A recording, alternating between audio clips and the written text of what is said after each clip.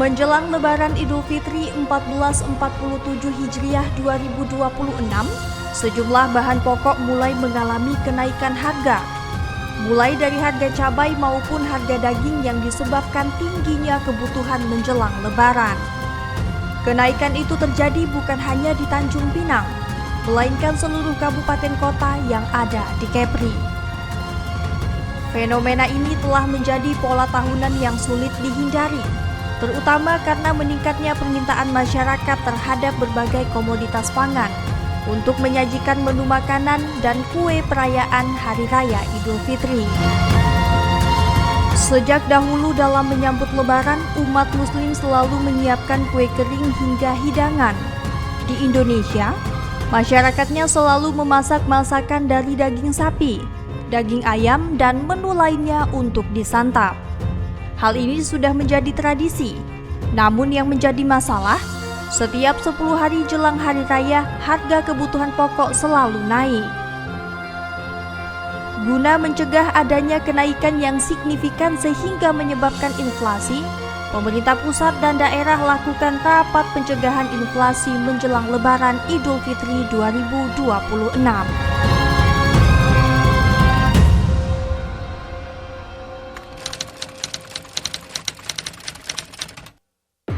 Beberapa waktu lalu, Menteri Dalam Negeri Muhammad Tito Karnavian menitikberatkan kepada daerah untuk mengawasi harga serta ketersediaan bahan pokok.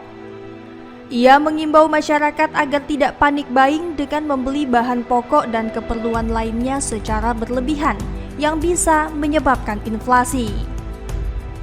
Mengendalikan daerah masing-masing. Jadi masyarakat sekali lagi tidak perlu panik, itu hal yang terpenting ya. Tidak perlu panik buying, justru panik buying akan membuat gangguan terhadap rantai supply. Ya, jadi normal saja. Pemerintah sudah memiliki skenario untuk mengatasi GM, mengatasi listrik, air, makanan minuman. Kita swasembada beras. Stok beras kita jauh sangat cukup sekali. Saya tahu persis itu 4 juta ton ya. Itu cukup kita. Nah jadi itu yang disampaikan sambil sekali saya menyampaikan rekan-rekan kepala daerah agar melaksanakan rapat segera untuk antisipasi Hari Raya. Bukan hanya masalah pangan, tapi juga masalah lalu lintas, harus mudik, harus balik. Tiap daerah karakternya berbeda. Daerah kepulauan seperti ini, pelabuhan-pelabuhan, pelabuhan rakyat. Ya.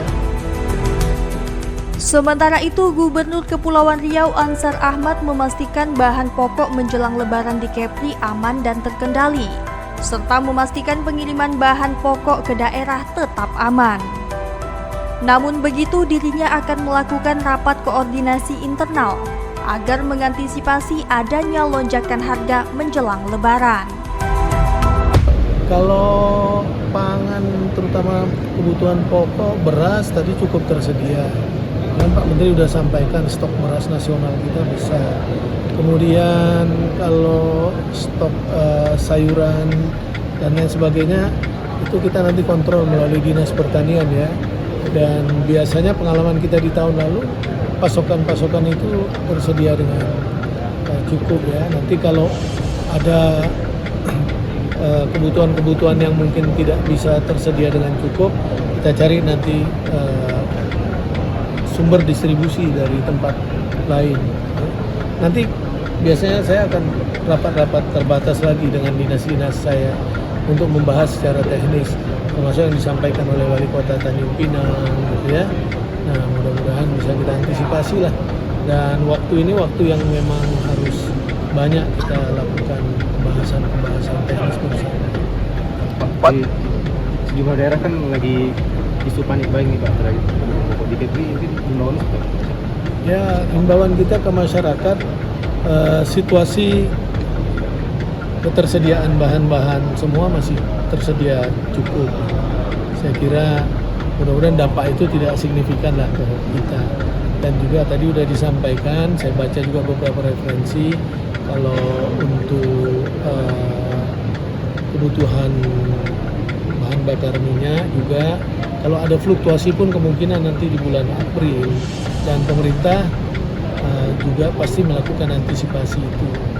Ya, bisa mungkin melalui kalau ada kenaikan harga melalui subsidi atau himbauan penghematan, penggunaan BBM dan lain sebagainya.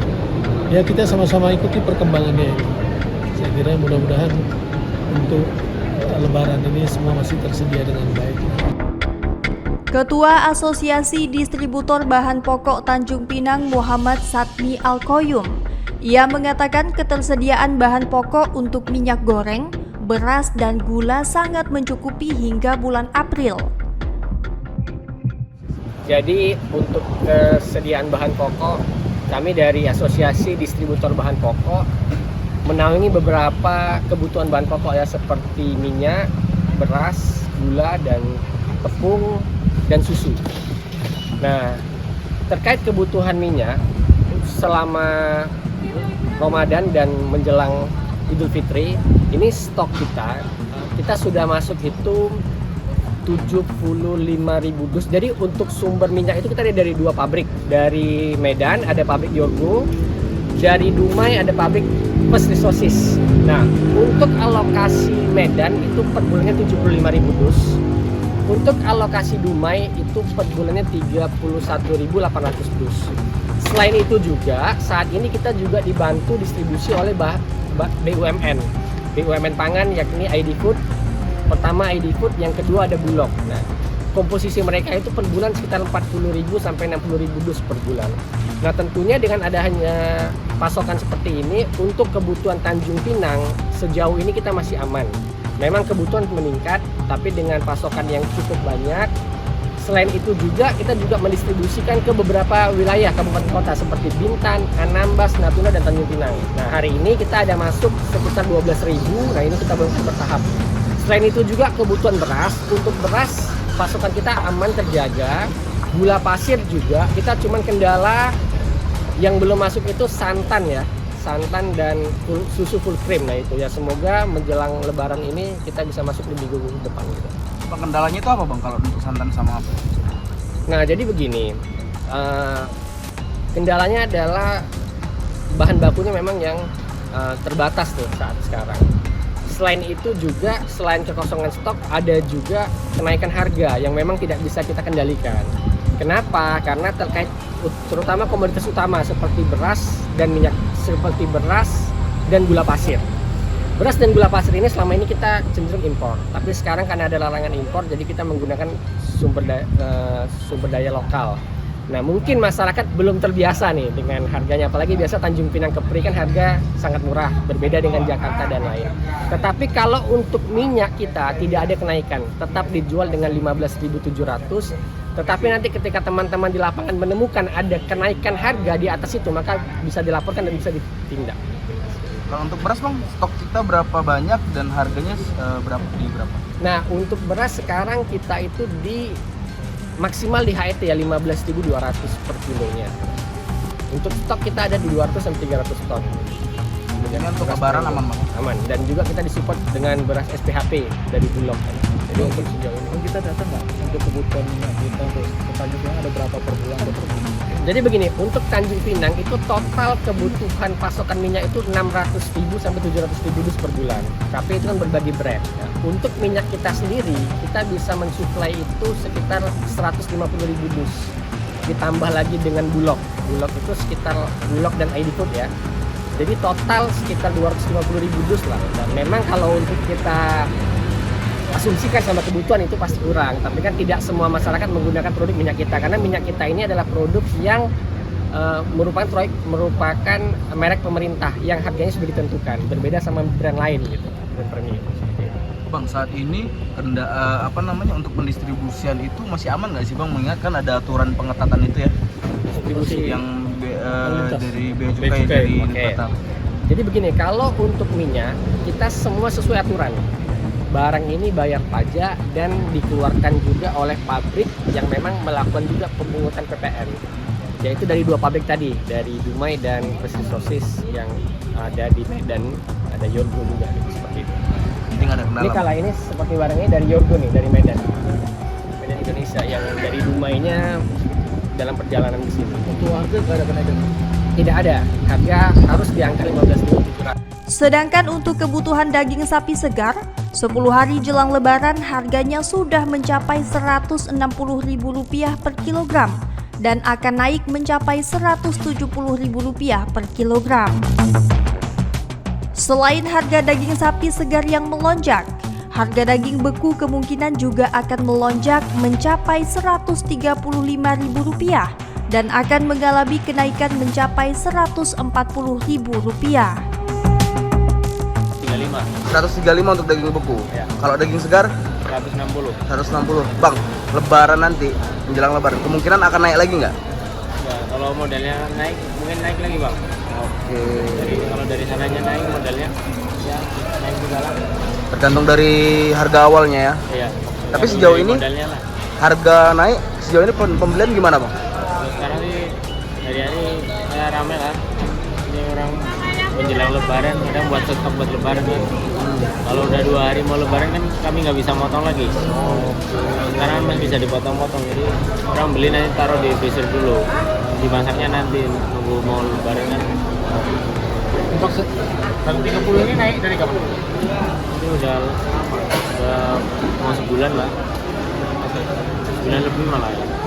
135 saat ini kan? Ya, Itu sehari kita habis berapa kilo? Iya. dari 100 kilo lah. Oh, sekilo. Sorry, itu naik bang penjualannya. Kalau untuk daging beku aja. Ya naik lah, naik sedikit. Itu dampak dari mahalnya daging segar atau gimana bang? Enggak, itu kan sekarang pajaknya kena pajak semua. Barang ini kan barang dari Batam kan, semua pajaknya dinaikin, jadi modelnya naik lah. Untuk ayam sendiri kita ambil dari mana bang? Hah? Untuk ayam sendiri kita ambil dari mana? Kalau ayam dari sini kan, kalau ayam PT banyak sini. Ayam berapa normal? Ayam normal lah, 39, 40. Nantinya lebaran kalau misalnya rame itu biasanya hari berapa bang? Ya 4 hari mau lebaran udah rame sih, tapi paling ramenya 3 hari lah. Hal yang sama juga disampaikan Eko, salah seorang penjual daging sapi di Barek Motor Kijang, Kabupaten Bintan. Ia memprediksi harga daging sapi segar akan mengalami kenaikan yang disebabkan stok sapi hidup berkurang. Hanya saja ia belum memastikan besaran kenaikan harga daging sapi segar yang bakal dijualnya mendekati lebaran nanti. Harga sekarang masih biasa bang, belum ada kenaikan, masih 160 masih. Nanti kalau menjelang lebaran nanti bang, ini akan bakal ada kenaikan nggak nih bang? Perkirakan ini. Diperkirakan ada bang kenaikan, cuma belum tahu berapa kenaikannya itu. Karena stok sapi juga kan nggak banyak nih bang. Jauh bang turunnya bang, jauh banget turunnya bang. Nggak macam tahun-tahun kemarin. Biasanya sih kalau sekarang ini sudah ada bang, ada peningkatan orang belanja biasanya kan. Ini ada seminggu lagi mau lebaran nih bang, masih sepi bang. Kalau penurunannya kira-kira berapa persen nih bang? Kalau dibanding tahun kemarin bang, cukup lumayan bang, cukup signifikan loh bang. Tahun kemarin kita nggak tahu apakah karena daya beli masyarakat emang nggak ada atau macam mana gitu, kurang paham juga lah bang. Sementara itu di Kota Batam, harga komoditi daging sapi diprediksi akan mengalami kenaikan saat mendekati lebaran. Seorang pedagang daging di Pasar Botania Kota Batam bernama Adi mengatakan untuk saat ini harga masih tergolong stabil. Ia memperkirakan kenaikan akan terjadi 3 hari sebelum lebaran. Masih stabil tapi kemungkinan bakal naik. Biasanya Biasanya naik. Daging sapi beku 125 sekarang. segar loh, Kalau segar 160, daging ayam ayam segarnya 45.000 sekilo. yang beku, Yang segar. yang segar, yang beku bang. Daging beku 40 bang. Sedangkan untuk daging ayam, para pedagang di sejumlah pasar mulai mempersiapkan stok untuk mengantisipasi lonjakan permintaan dari masyarakat. Di hari biasa, para pedagang rata-rata menjual sekitar 500 ekor ayam. Namun saat menjelang Idul Fitri, jumlah penjualan bisa meningkat hingga 4 kali lipat. Bukan hanya daging, namun harga bahan pokok lain di Kota Batam juga masih tergolong stabil. Seorang pedagang sembako di Pasar Botania bernama Musa mengatakan harga beberapa komoditi memang mulai merangkak naik. Kalau beras per karung 370, 25. Gula bang? Gula lagi naik sekarang. Dari berapa ke berapa biasanya? Dari 18 ke 20 sekarang. Untuk telur bang? Kalau telur masih standar lah 55, 56 lah. Satu papannya. Oh, bumbu-bumbu yang kayak bawang atau apa naik kah atau? Standar lah, masih stabil. Dinas Perindustrian dan Perdagangan Kota Batam memastikan stok bahan kebutuhan pokok menjelang Hari Raya Idul Fitri dalam kondisi aman, meski terjadi peningkatan permintaan selama Ramadan.